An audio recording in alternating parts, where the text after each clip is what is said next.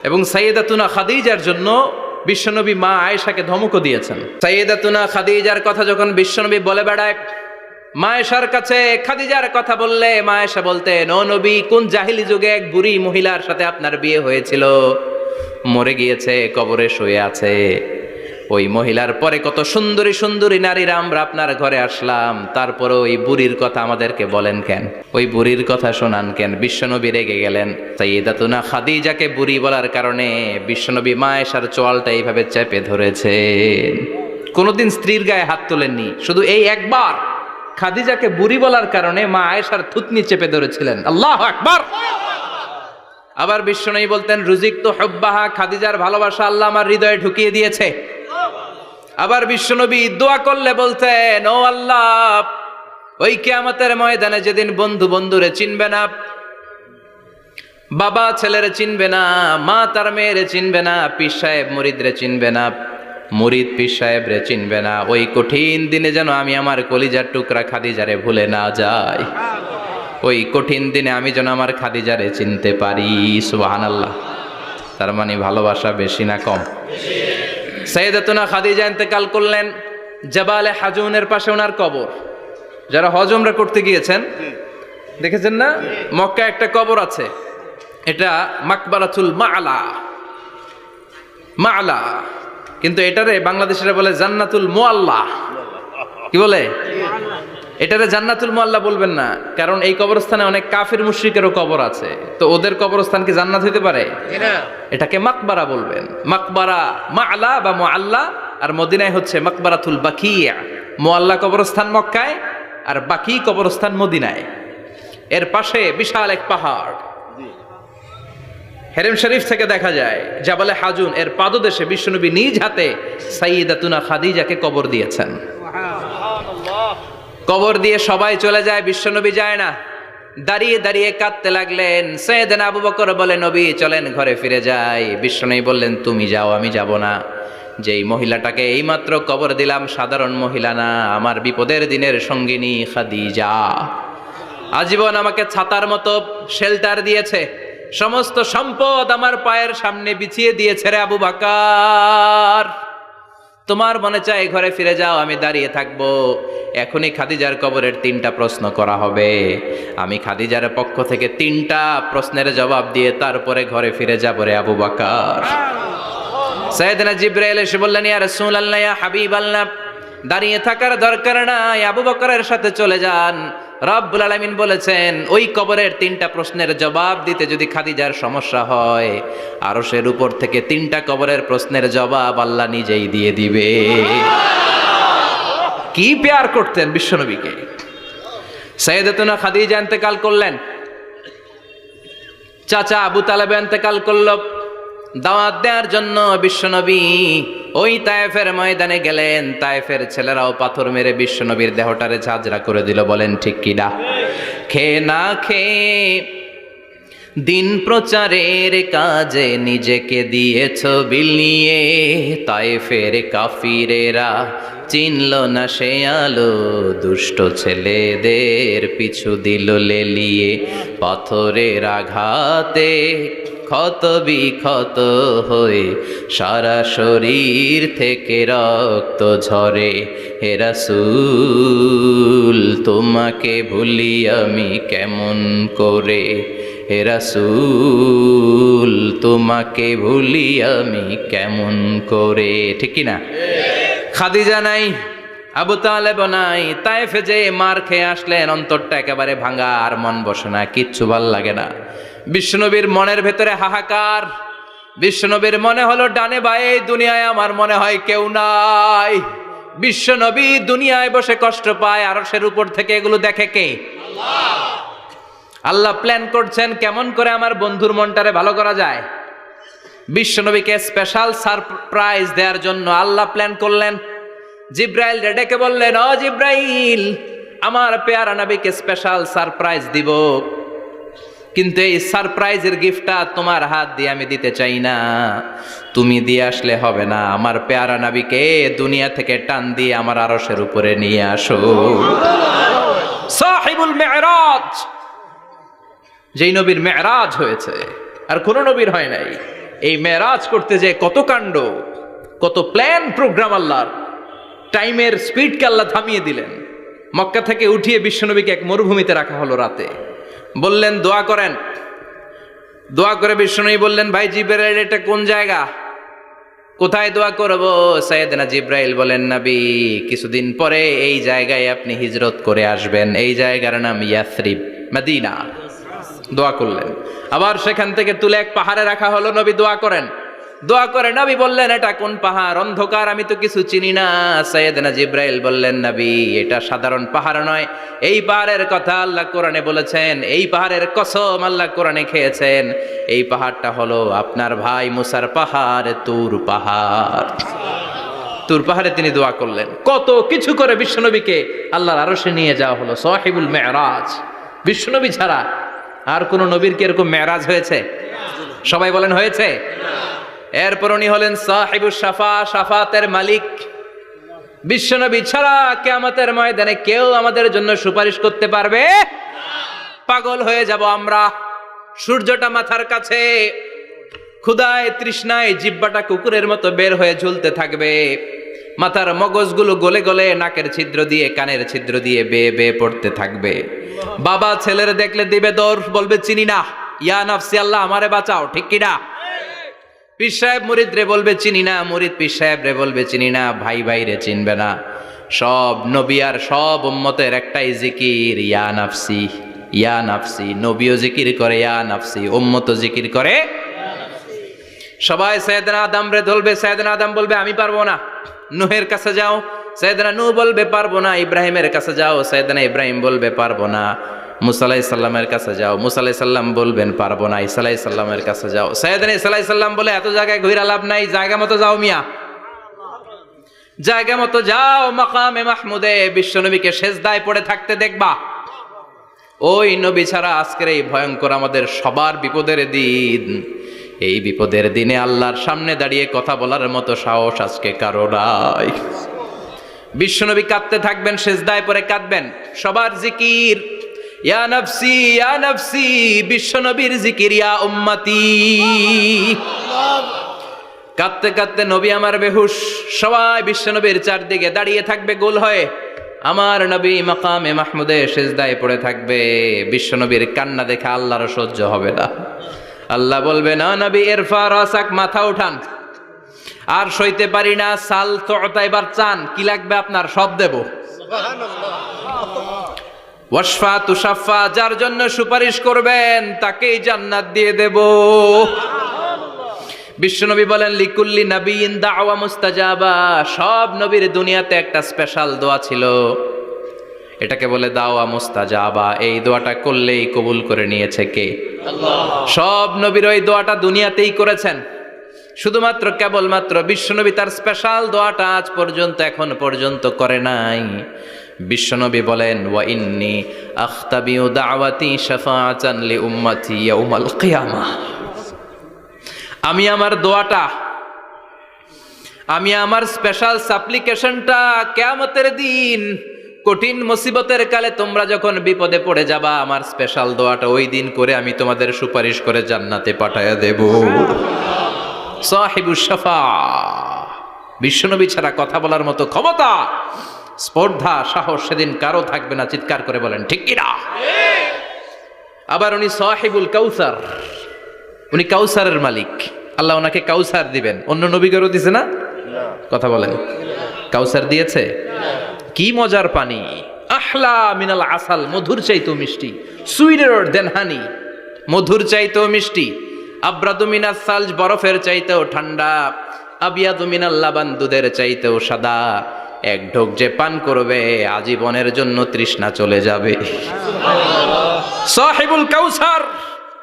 তৃষ্ণার চোটে আমরা পাগল পারা হয়ে বিশ্বনবীর কাউসারের দরবারে যাব। বিশ্বনবী পেয়ালার মধ্যে করে করে আমাদেরকে কাউসার পিলাবেন। এই কাউসারের ক্ষমতাও রব্বুল আলামিন পৃথিবীর কোন নবীকে দেন নাই। সব নবীরাও বিশ্বনবীর কাছে চেয়ে চেয়ে কাউসার সেদিন খাবে। সুবহানাল্লাহ পড়বেন না? সাহিবুল কাউসার, সাহিবুল মেরাজ, সাহিবুল শাফাআহ, সাহিবুল মাকাম আল মাহমুদ। আজানের পরে দোয়াতে বলি না, আতি মুহাম্মাদিনিল ওয়াসিলাতা ওয়াল ফাদিলা ওয়া বা'আসহু মাকামান মাহমুদা। ও আল্লাহ, আমার নবীর আপনি মাকামে মাহমুদ দেন। মুফাসসিরিন ইকরাম, মুহাদ্দিসিন ইকরাম এই মাকামে মাহমুদ কি এটার ব্যাখ্যা করতে যেয়ে হয়রান হয়েছেন। কেউ বলেছেন কিয়ামতের ময়দানে বিশাল একটা সিংহাসন, কেউ বলেছে জান্নাতের মধ্যে একটা সিংহাসন, কেউ বলেছে না না, আমার আল্লাহর আরশের পাশে স্পেশাল একটা জায়গা আছে, ওই জায়গাটার নাম হলো মাকামে মাহমুদ। ওখানে বিশ্বনবী বসবেন। এই নবীর সাথে কারো স্ট্যাটাসের কোনো তুলনা চলে না, কথা বলতে হবে। এই নবীরে গালি দিলে কলিজায় আগুন লাগে না? এই নবীর বিরুদ্ধে কথা বললে মুসলমান সইতে পারে? এমন স্ট্যাটাস আল্লাহ বানালেন, এত মর্যাদা আল্লাহ দিলেন, এত সম্মান দিলেন, গোটা বিশ্বের কোনো নবীরে দেয় নাই। আবার বিশ্বনবী বলতেন, নুসিরতু বির-রু'বি মাসিরাতা শাহর, আমাকে আল্লাহ ভয় দিয়ে সাহায্য করেছেন। আমি যেই জায়গায় দাঁড়িয়ে থাকি, আমার ডানে বায়ে সামনে পেছনে 1 মাসের জায়গা পর্যন্ত কোনো কাফির আমার সামনে আসতে পারে না ভয়ে। 1 মাসের জায়গা পর্যন্ত কোনো কাফির যদি দাঁড়ায় থাকে, বিশ্বনবীর জন্য ভয়ে তার কলিজায় ধুকধুকানি শুরু হয়ে যায়। ধরেন আমি উনারে ভয় পাই, কাছে আসলেই না ভয়, দূরে গেলে তো আমি পালোয়ান, ঠিক কিনা? উনি আছে কোম্পানিগঞ্জ বাজারের ওইদিকে, আমি এদিকে, আমি পালোয়ান, স্বাস্থ্যের সমস্যা নাই, ঠিক কিনা? কারণ কাছে নাই। কিন্তু বিশ্বনবী এমন পাওয়ারফুল ছিলেন, কাছে আর দূরে কোনো কথা না, ডানে বায়ে সামনে পেছনে 1 মাসের দূরত্ব। এই লোকেশনের মধ্যে যদি কোনো কাফের মুশরিকের আন্ডা বাচ্চা থেকে থাকে, বিশ্বনবীর ব্যাপারে ভয় তাদের অন্তরের মধ্যে ঢুকিয়ে দেয় কে? এজন্য বিশ্বনবীর সাথে কারো মর্যাদার কোনো তুলনা চলে না। বিশ্বনবী আমাদের মডেল। আমাদের মডেল কে? কথা বলেন, সবাই বলেন। আপনাদের মনোযোগ আছে না গেছে? জিমায় পড়তেছেন মনে হয়। এটা কিন্তু ক্লাস। আমি সবসময় বলি আমার আলোচনা ক্লাসের মতো মনে করবেন, because I consider all the sitting person in front of me beside me as a student. আমি যখন কথা বলি সবাইকে আমি স্টুডেন্ট ভাবি, আমাকে শিক্ষক ভাবি। আমার আগে যিনি কথা বলেছেন তখন উনি ছিলেন আমাদের শিক্ষক, আমার পরে কেউ বললে উনি শিক্ষক, আমরা ছাত্র, ঠিক কিনা? কোরআনের ছাত্র হয়ে বাঁচলেও লাভ, মরলেও লাভ, ঠিক কিনা? হাতি মরলেও লাখ টাকা, ঠিক কিনা? কোরআনের স্টুডেন্ট বাঁচলেও লাভ, কোরআনের ছাত্র হয়ে মরলেও। এজন্য শেষ পর্যন্ত মনোযোগের সাথে কথাগুলো শুনতে হবে জীবন পরিবর্তন করার জন্য। রাজি আছেন তো? ঘুমে ধরে নাই তো? কষ্ট হলে আমাকে জানাবেন। কষ্ট হচ্ছে না তো? তাকবীর পড়েন, লিল্লাহে তাকবীর, লিল্লাহে তাকবীর। বিশ্বনবী আমাদের মডেল, ঠিক কিনা? সবাই একমত? দ্বিমত নাই কেউ? অন্য কেউ আমাদের মডেল নাই? শাহরুখ খান, আমির খান, সালমান খান, হিরো আলম। ব্যাপার কি? হিরো আলমের কথা শুনে এত হাসি কেন? মডেল না সে? কেউ আমাদের মডেল না। আমাদের মডেল হচ্ছে বিশ্বনবী, ঠিক কিনা? এজন্য আসুন বিশ্বনবীর জীবনী থেকে কিছু মেসেজ আমরা নেই, কিছু শিক্ষা আমরা নেই, যাতে করে জীবনটাকে এনলাইটেন করা যায়, আলোকিত করা যায়। আমরা এই মাহফিলগুলোতে এসেছি আলোকিত হতে, নাকি? আলোকিত মানুষ হয়ে ফিরে যাব। এসে কিছু স্লোগান দিব, হুজুরের চেহারা দেখবো, হুজুরের সাথে মুসাফা করার জন্য, নো নো ওয়ে। এগুলোর জন্য মাহফিল নয়। Consider this programme as a class, as a seminar. স্পিকাররা আসবে, কোরআন সুন্নাহর আলোকে কথা বলবে, এগুলো আমরা শুনবো, নোট ডাউন করব, মানার চেষ্টা করব, ঠিক কিনা? মানতে রাজি আছেন তো? সবাই রাজি? সবাই? আল্লাহ তুমি কবুল করো। আজকে বিশ্বনবীর জীবনী থেকে 3টা কথা শুনবো। এই 3টা কথা শুনে মানার চেষ্টা করব, তারপর আমরা একসাথে বিদায় নিব। পড়েন ইনশাআল্লাহ। প্রথমে জানবো আমার নবী দেখতে কেমন ছিলেন। জানতে মনে চায় না? চাঁদের চেয়ে সুন্দর ছিলেন, ঠিক কিনা? চাঁদের চেয়ে সুন্দর তুমি নবী আমার কামলিওয়ালা, চাঁদের চেয়ে সুন্দর তুমি নবী আমার কামলিওয়ালা, দু জাহানের বাদশাহ তুমি প্যারা নবী সাল্লে আলা, দু জাহানের বাদশাহ তুমি প্যারা নবী সাল্লে আলা, চাঁদের চেয়ে সুন্দর তুমি নবী আমার কামলিওয়ালা। ঠিক কি না? আমরা হাদিসের আলোকে দেখার চেষ্টা করব আসলে তিনি কতটা সুন্দর ছিলেন। তাহলে প্রথমে শুনবো উনি দেখতে কেমন ছিলেন, তারপর শুনবো ওনার আচরণ কেমন ছিল। দেখতে কেমন ছিলেন মানে বাহিরটা কেমন, আর আচরণ মানে ভিতরটা কেমন। ঠিক কি না? 3 নম্বরে আমরা শুনবো ওনার মেধা, বুদ্ধি, ইন্টেলেকচুয়াল ক্যাপাসিটি কেমন ছিল। কষ্ট হয়ে যাচ্ছে না তো? আলোচনা কঠিন মনে হচ্ছে? তাহলে প্রথমে শুনবো ফিজিক্যাল ক্যারেক্টারিস্টিক্স, তারপরে শুনবো বিহেভিয়ারিয়াল ক্যারেক্টারিস্টিক্স, অ্যান্ড ফাইনালি আমরা শুনবো ইন্টেলেকচুয়াল ক্যারেক্টারিস্টিক্স। প্রথমে শুনবো দেখতে কেমন, তারপরে শুনবো আচরণ কেমন, এরপরে শুনবো বুদ্ধি কেমন। পড়ান ইনশাআল্লাহ। শুনতে রাজি আছেন তো? প্রথম পয়েন্টে আমরা শুনবো আমার নবী দেখতে কেমন ছিলেন। বিশ্বনবী ঈসা ইসলাম দেখতে অনেক সুঠাম একজন মানুষ ছিলেন, শক্তিশালী একজন পুরুষ ছিলেন, অসাধারণ একজন পার্সোনালিটি ছিলেন। ঠিক কি না? উনি এত শক্তিশালী ছিলেন, বিশ্বনবী বলতেন আমার ডান হাতের ভেতরে আল্লাহ জান্নাতের 40 জনের শক্তি ঢুকিয়ে দিয়েছে। উনি মক্কার সবচেয়ে বড় কুস্তিগির রুকানাকে ধরে মাটিতে 3 বার আছাড় মেরেছেন। শক্তি বেশি না কম? সুবহানাল্লাহ পড়বেন না? বিশ্বনবীর এই বুকটা ছিল উঁচু, পেটটা ছিল চাপা, 6 প্যাক। কয় প্যাক? আপনাকে কয় প্যাক? আমার কয় প্যাক? আহা, বিশ্বনবীর 6 প্যাক। তবে শেষকালে একটু গায়ে গোশত বেড়ে গিয়েছিল, কিন্তু ইয়াং অবস্থায় 6 প্যাক। এই মুরাদনগরে জিমনেশিয়াম নাই? আছে। ইয়াং ছেলেরা দেখবেন তারা ডায়েট করে, they are on diet in order to keep fit. Keep fit, always fit থাকবা মিয়া। যৌবনকে ধরে রাখতে হবে। ঠিক কিনা? কারণ যুবকরা যদি ভালো পথে চলে ভালো থাকবে বাংলাদেশ, যুবক যদি পথ হারায় হায় হায় করবে বাংলাদেশ। ঠিক কিনা? যুবকদের মধ্যে আছে প্রাণ ঢালা শক্তি আর উচ্ছ্বাস, তাদের গায়ের রক্ত গরম, তারা চাইলে অনেক কিছু করতে পারে। এই যে কিছুদিন আগে কোটা বিরোধী আন্দোলন হলো, নিরাপদ সড়ক চাই আন্দোলন হয়েছে না? আমি অবাক হয়েছে, আমি মালয়েশিয়াতে ছিলাম, ছোট্ট ছোট্ট ছেলে মেয়েরা কেমন করে রাস্তায় চলতে হয় দুঃখজনক হলেও সত্যি আমাদের পুলিশ পোশাকি বাহিনী করে দেখাইতে পারে নাই। ছোট্ট ছোট্ট শিশুরা আমাদেরকে লজ্জিত করেছে, চিৎকার করে বলেন ঠিক কিনা? কিন্তু এত সুন্দর ইনিশিয়েটিভ নেয়ার পরে আমাদের পক্ষ থেকে যে আচরণ পাওয়ার কথা ছিল এটা তারা পায় নাই। কথা বলেন। কিছুদিন আগে নোয়াখালী বিজ্ঞান ও প্রযুক্তি বিশ্ববিদ্যালয়ে আমি দেখে অবাক, সেখানকার যুবকরা ইনিশিয়েটিভ নিয়েছে যে হাজার হাজার ছেলে মেয়েরা ভর্তি পরীক্ষা দিতে আসবে, এদেরকে আমরা ফ্রিতে খাওয়াবো, ফ্রিতে থাকতে দেব। নোয়াখালী করে গালি দিয়েন না, আগে আগমত করে দেখান। অসাধারণ কাজ করেছে, গোটা বিশ্ব দেখেছে। ঠিক কিনা?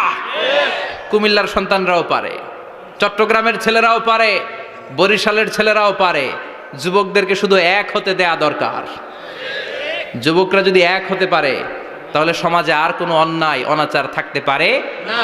বিশ্বনবী যখন যুবক একটা সংগঠন করেছিলেন, নাম হালাফুল ফুদুল। হালাফুল ফুদুল করেছিলেন, ওনার বয়সের 15-20 বছরের সবাইকে এক প্ল্যাটফর্মে নিয়ে এসেছেন, হাতে হাত রেখে শপথ করেছেন, দে টুক অ্যান ওথ, কোনো টেন্ডারবাজি চলবে না, চাঁদাবাজি চলবে না, মাস্তানি চলবে না, ইফটিজিং চলবে না, মেয়েদের ওন্না ধরে টানাটানি চলবে না, খাদ্যে ভেজাল চলবে না, ওজনে কম চলবে না। অন্যায়গুলো সমাজ থেকে দূর করে দিতে হবে। চিৎকার করে বলেন ঠিক কিনা?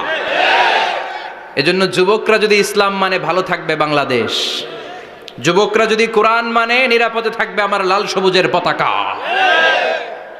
এজন্য যুবকদেরকে সংঘবদ্ধ হতে হবে, যুবকদের জন্য ইসলাম প্র্যাকটিস করার সুযোগ আমাদের জন্য বাড়াইতে হবে। এজন্য যুবক ভাইয়েরা অলওয়েজ কিপ ফিট, ফিট থাকবা, এক্সারসাইজ করবা, খেলাধুলা করবা, জিমনেশিয়ামে যাবা। কারণ আল মুমিন আল কবি খায়রুম মিনাল মুমিন আদ দাঈফ। বিশ্বনবী বলেছেন শক্তিশালী মুমিন দুর্বল মুমিনের চাইতে আল্লাহর কাছে অনেক বেশি প্রিয়। সুবহানাল্লাহ। কারণ আমরা যারা দুর্বল, জিহাদের ময়দানে আমরা এক দৌড় দিয়া বেহুশ। ঠিক কিনা? এই যে 71 সালে পাক হানাদার বাহিনীদের সাথে যুদ্ধ করছে কি বুড়া মানুষেরা? না, আমার দামাল ছেলেরা, যুবক ভাইয়েরা।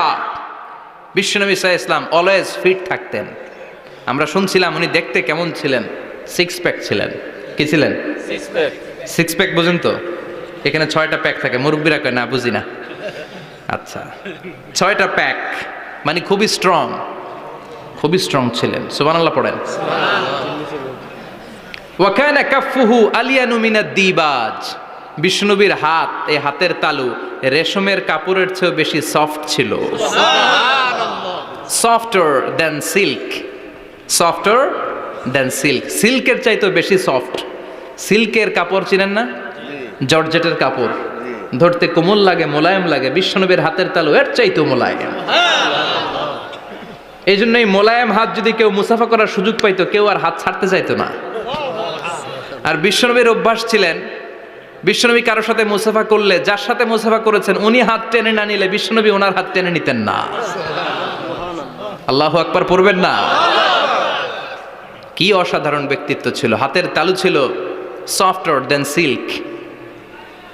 ওয়া কানা রাবাআতাম মিনাল কওম লাইসা বিত-তাবিল ওয়ালা বিল কাসীর, বিশ্বনবী দেখতে একজন মাঝারি গড়নের লোক ছিলেন, খুব লম্বাও না খুব খাটোও না। খুব বেশি লম্বাদেরকে ভাল লাগে? কথা বলেন। তাকাইতে গেলে টুপি পরে যাওয়ার সম্ভাবনা আছে। খুব খাটো যারা, এদেরকেও কিন্তু দেখতে অতটা ভাল লাগে না। বিশ্বনবী ছিলেন ব্যালেন্সড, মাঝারি ধরনের। লাইসা বিত-তাবিল ওয়ালা বিল কাসীর। কিভাবে আল্লাহ চুজ করেছেন ওনার পেয়ারা হাবিবকে, পড়েন সুবহানাল্লাহ। ওয়া কানা আযহারাল লাউন, ফর্সা রঙের মানুষ ছিলেন, ব্রাইট কালার। কি কালার? Bright colour. সিভি যারা লিখেন কারিকুলাম ভিটা, ওইখানে স্কিন কালার লিখতে হয়। আপনি কি ফর্সা না কালো? কালো হলে ব্ল্যাক কালার, ফর্সা হলে ব্রাইট কালার। বিশ্বনবী ছিল ব্রাইট কালার, ফর্সা রঙের মানুষ। কতটা সুন্দর ছিলেন! অনেকে বলে সাইয়েদনা ইউসুফ আলাইহিস সালাম বেশি সুন্দর। না না, বিশ্বনবী সাইয়েদনা ইউসুফ আলাইহিস সালামের চেয়ে অনেক গুণ বেশি সুন্দর ছিলেন। বিশ্বনবী বলতেন আনা মালিহুন ওয়া আখি ইউসুফু সাবিহুন, আমি বিশ্বনবী মালিহ। আলেম যারা আছেন উত্তর দেন আরবিতে। মিলহুন মানে কি? লবণ। তার মানে মালিহ মানে লাবণ্যময়। বিশ্বনবী লাবণ্যময় সুন্দর ছিলেন, আর ইউসুফ আলাইহিস সালাম সাদা সুন্দর ছিলেন। এদিকে লাবণ্যময়, এদিকে সাদা, কোনটা ভাল লাগবে? কথা কন। তার মানে বিশ্বনবীর গায়ের স্কিন ছিল ব্রাইট কালার, ফর্সা রঙের মানুষ ছিলেন, মাঝারি সাইজের মানুষ ছিলেন, সিক্স প্যাকের মানুষ ছিলেন। ওয়া কুবিদা ওয়া লাইসা ফি রাসিহি ওয়া লিহিয়াতিহি 20 শা'রা বাইদা, ইন্তেকালের আগে দাড়ি আর চুল মিলে 20টা দাড়ি চুলের বেশি পাকে নাই। সুবহানাল্লাহ পড়বেন না? দাড়ি আর চুল মিলে মোট পাকছিল কয়টা? অনেকে বলে হুজুর স্বপ্নের ব্যাখ্যা দেন। কি স্বপ্ন দেখেছেন? তিনি বললেন আমি স্বপ্নে দেখেছি একজন লোক আল্লাহ রাসূলের কবর থেকে উঠে এসেছে। তাই নাকি? উনি জানতে চাচ্ছে যে এটা আল্লাহ রাসূল কিনা। আমি বললাম চেহারা কেমন দেখেছেন? বলে হুজুর আমি দেখলাম ধবধবে সাদা দাড়ি, ধবধবে সাদা চুল। তার মানে উনি কি আল্লাহ রাসূলকে দেখেছে? না, আল্লাহ রাসূলের ধবধবে সাদা চুল ছিল না, ধবধবে সাদা দাড়ি ছিল না। ইন্তেকালের আগে দাড়ি আর চুল মিলে পাকছিল কয়টা? কোম্পানিগঞ্জের ভাইয়েরা মনে থাকবে? দাড়ি আর চুল মিলে পেকেছিল কয়টা? কেমন করে পাকবে? উনি তো জাইতুনের তেল মালিশ করতেন। সুবহানাল্লাহ। এজন্য আল্লাহ কসম করে বললেন ওয়াত্তিনি ওয়াজ-জাইতুনি ওয়া তুরি সিনিন ওয়া হাযাল বালাদিল আমিন। তিন ফলের কসম, জাইতুনের কসম, এই তিন জাইতুন যারা খাবে তাদের দাড়ি চুল সহজে পাকবে না। জাইতুন চিনেন? Olive oil. জলপাই আছে না? আরব দেশের জলপাইকে বলে জাইতুন। তাম্বুতু বিদ্দিহিনি ওয়া সিবগিল লিল আকিলিন। এটার অনেক কাজ। এটা খাওয়া যায়, মালিশ করা যায়, আবার এই জাইতুনের ডাল ভেঙে মেসওয়াকও করা যায়। বলেন ঠিক কিনা? বিশ্বনবী বলতেন নি'মা সিওয়াকিয়া জাইতুন, জাইতুনের ডালের মেসওয়াক কতই না চমৎকার মেসওয়াক। ফাইন্নাহা সিওয়াকি ওয়া সিওয়াকুল আম্বিয়া মিন ক্বাবলি, কেননা জাইতুনের ডাল আমার মেসওয়াক, আর আমার আগে যত নবী দুনিয়া এসেছে সব নবীরা জাইতুনের ডাল দিয়ে মেসওয়াক করেছে। এই জাইতুনের তেল আপনারা বাজারে পাবেন। অলিভ অয়েল বলে জিজ্ঞেস করলেই দিয়ে দিবে। কি অয়েল? এটা দাড়িতে মাখলে দাড়ি পাকে না, দেরিতে পাকে। চামড়ায় লাগালে ম্যাসেজ করলে চামড়ার ভাঁজগুলো পড়বে না, আপনার স্কিন সুন্দর থাকবে। বিশ্বনবী এটা মাখতেন, এজন্য দাড়ি আর চুল তেমন একটা পাকে নাই। আওয়াজ করে পড়তে হবে আল্লাহু আকবার। তুলুশ শাআর ইলা শাহমাতাইল উযুন। এবার শুনি বিশ্বনবীর চুল কেমন ছিল। বিশ্বনবীর চুল মাঝে মাঝে এই কানের লতি বরাবর আসতো। ইলা শাহমাতাইল উযুন মানে বড় চুল রাখতেন, হেয়ার কাটটা ছিল লং হেয়ার কাট, মাঝে মাঝে কানের লতির মাঝামাঝি, আর কখনো কখনো কাঁধ বরাবর ইলাল মানকিবাইন, তিন সিস্টেমে রাখতেন। কানের মাঝ, কানের লতি, কাঁধ বরাবর। ইয়াংরা মহা খুশি যে বড় চুল রাখার দলিল পাইছি। সুন্নতের নিয়তে রাখতে হবে, একটা ভদ্র কাটিং হইতে হবে।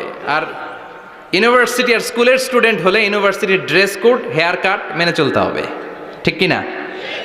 আর সুন্নাতের নিয়তে যদি রাখতে চাও একটা ভদ্রতা থাকতে হবে, একটা সৌন্দর্য থাকতে হবে। ইদানিং অনেক ছেলেরা খুব অদ্ভুত কাটিং দেয়, এই হেয়ার কাটগুলো নিষিদ্ধ। একটা হেয়ার কাট আছে কাজাহ, নাহা রাসূলুল্লাহি আনিল কাজাহ, বিশ্বনবী কাজাহ কাটিং দিতে নিষেধ করেছেন। কাজাহ মানে চুলের কিছু অংশ ট্রিম করে চামড়ার সাথে লাগানো, কিছু অংশ বড় বড়, এরকম আছে না নাই? এটারে আমি বলি ঘোড়া কাটিং। কি কাটিং? ঘোড়া কাটিং। ঘোড়ার মাথায় এরকম লম্বা চুল আছে না নাই? কেউ যদি এখানে থেকে থাকো মাইন্ড করো না, নেক্সট ডে আর এই হেয়ার কাট নিবা না, ঠিক কি না? রাজি আছি তো? আমার যুবকরা পছন্দ করে বেশি, আমিও পছন্দ করি ওদেরকে খুব বেশি। ওরা আমার কথা বুঝে বেশি, আমিও ওদের হৃদয়ের কথা বুঝি বেশি, এজন্য এগুলো ভালোবেসে বলি। যদি কেউ নিয়ে থাকো এই নিষিদ্ধ হেয়ার কাট, সামনে আর নিবা না, ইনশাআল্লাহ। পড়ো আর জোরে ইনশাআল্লাহ। ওয়া কানা ইউফাররিকু বাইনা শা'রি, চুলের মাঝখানে বিশ্বনবী সিঁথি করতেন। আপনারা কাজী নজরুল ইসলামের ছবি দেখেছেন? দেখবেন যে উনি মাঝখানে সিঁথি করতেন। বিশ্বনবী এভাবে মাঝখানে সিঁথি করে সিঁথির মাঝখানে আতর ঢেলে দিতেন। কেন ঢেলে দিতেন? যেখানেই সেজদা দিতেন ওই জায়গায় আতরের ঘ্রাণে আমোদ হয়ে যেত। আরিদুস সদর, বুকটা ছিল প্রশস্ত।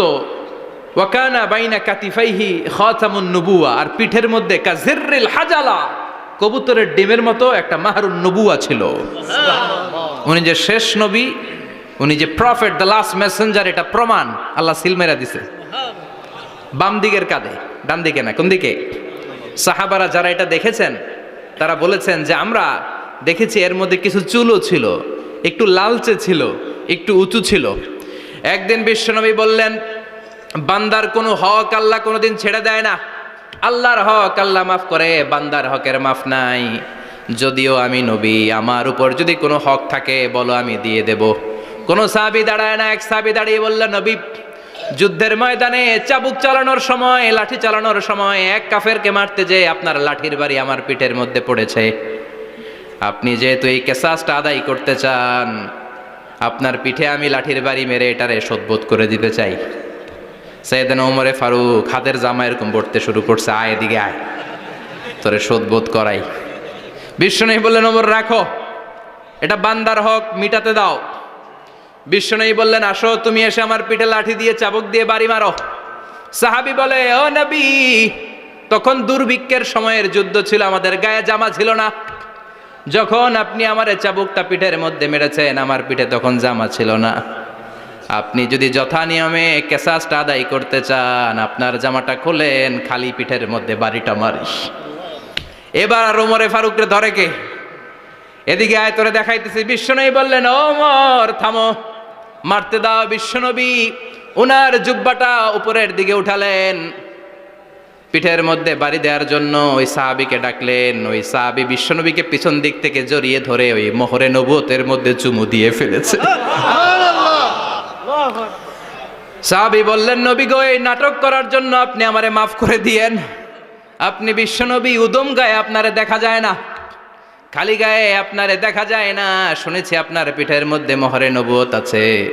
অনেক দিনের সাধনা, জল্পনা কল্পনা, আপনার মোহরে নবুয়তে আমার ঠোঁটটা আমি লাগাবো। আপনার মোহরে নবুয়তের মধ্যে আমার ঠোঁটটা লাগিয়ে আমার ঠোঁটটারে আমি জাহান্নাম থেকে পরিত্রাণ করাবো। এজন্য প্ল্যান প্রোগ্রাম করে এতক্ষণ আপনার জামাটা খুলতে বলেছি। আপনার উপরে আমার কোনো হক নাই। আমার আব্বা মা, আমার সম্পদ, আমার জীবন আপনার জন্য কোরবান গো নবী। বিশ্বনবীর পিঠে বাম দিকে খাতামুন নবুওয়া ছিল, মাহরে নবুওয়া। কোনো বর্ণনা এসেছে উনি এই মাহরে নবুওয়া দিয়ে পিছন দিকে দেখতেন। বিশ্বনবী যখন নামাজ পড়তেন উনি বলতেন ইস্তাকিমু আ'তাদিলু ইয়ারহামুকুমুল্লাহ, কাতার সোজা করো, ফাঁকা জায়গা বন্ধ করে দাও, কারণ আমি সামনে যেমনি দেখি পেছনেও তেমনি দেখি। অনেকে বলেন বিশ্বনবী পেছনে দেখতেন এই মাহরে নবুয়তের জায়গাটা দিয়ে, এটা ছিল বিশ্বনবীর behind CC camera, behind close circuit camera. আল্লাহু আকবার। বিশ্বনবী ছাড়া কোন নবীর পিঠে এরকম মাহরে নবুয়া ছিল নাকি? কথা বলেন। এজন্য ওই নবীরে গালি দিলে সহ্য হয়? কথা বলেন, সহ্য হয়? আবিয়াদুল ইবিতাইন, বগল ছিল শুভ্র সাদা। আমাদের বগল কি সাদা? দুর্গন্ধ, কুৎসিত, কালো, তাই না? বিশ্বনবীরটা কালো? কথা কন, শুভ্র সাদা। আমরা দোয়া করি এভাবে। বিশ্বনবী মাঝে মাঝে দোয়া করতে করতে বৃষ্টির জন্য যখন দোয়া চাইতেন, আরাফার ময়দানে যখন দোয়া চাইতেন, দোয়া করতে করতে হাতটারে উপরের দিকে করতেন। সবাই এরকম হাত তোলেন, সবাই হাত তোলেন। বিশ্বনবী মাঝে মাঝে আবেগের চোটে এইখান থেকে হাতটা এই জায়গায় নিয়ে যেতেন। সুবহানাল্লাহ। বিশ্বনবী যখন হাত আবেগের চোটে উপরের দিকে উঠাতেন, বিশ্বনবীর বগল দেখা যেত। সাহাবারা বলতেন হাত্তা ইরা বায়াদু ইবিতাইহি, এই সুযোগে আমরা দেখতাম ওনার বগলটা ধবধবে সাদা, কোনো দাগ ছিল না। মুস্তাওয়াল জাবিন, প্রশস্ত ললাট ছিল। আসাম্মুল আনফ, খাড়া নাক ছিল। বিশ্বনবীর নাক কিন্তু বোচা ছিল না। এরকম চ্যাপটা নাকরে আপনারা কোম্পানিগঞ্জে কি বলেন? চাকমা? কি নাক? হ্যাঁ, বুসা। নাক বুসা বা বোচা। বিশ্বনবীর নাক এই চাকমা স্টাইলে নাক ছিল না, খাড়া ছিল, খাড়া নাক ছিল। সুবহানাল্লাহ পড়ে। মুফাল্লিজুল আসনান, দাঁতগুলো ছিল পরিপাটি। বিশ্বনবীর দাঁতের দিকে তাকালে, বিশ্বনবীর হাসির দিকে তাকালে মনে হতো হাসিতে যেন মুক্তা ঝরে। বিশ্বনবী দেখতে কেমন ছিল আন্দাজ পাচ্ছেন না মোটামুটি? এই চমৎকার দেহটা নিয়ে যখন আয়নার সামনে দাঁড়াতেন, বিশ্বনবী জোস জোস পোজ দিতেন না। এখনকার ছেলেপেলেরা বলে আয়নার সামনে দাঁড়াইয়া দেই জোস জোস পোজ, আছে না নাই? বিশ্বনবী জোস জোস পোজ দিতেন না। বিশ্বনবী আয়নার সামনে দাঁড়িয়ে বলতেন আল্লাহুম্মা হাসানতা খালকি ফাহসিন খুলুকি, ও আল্লাহ আমার চেহারাটা যেমনি আপনি সুন্দর বানিয়েছেন, আমার হৃদয়টারেও সুন্দর করে দেন। What a attitude, what an attitude! কি অ্যাটিটিউড ছিল ওনার! আমরা আয়নার সামনে সেজে পড়ে দাঁড়ালে চুলকে সাইজ করি, পাং করি, স্টাইল করে, ডিজাইন করি। বিশ্বনবী সুন্দর চেহারাটা নিয়ে যখন আয়নার সামনে দাঁড়াতেন বলতেন আল্লাহ আমার চেহারাটা যেমনি সাদা, হৃদয়টারেও সাদা করে দেন। কিছু মানুষ আছে চেহারা সাদা, হৃদয় কালো, আছে না নাই? কিছু মানুষ আছে চেহারাটা কুচকুচে কালো, অন্তরটা সাদা, এমন মানুষও আছে না নাই? বিশ্বনবীর ভেতরও সাদা, বাহিরও সাদা। সুবহানাল্লাহ। আর এই সুন্দর সাদা দেহ নিয়ে আয়নায় দাঁড়িয়ে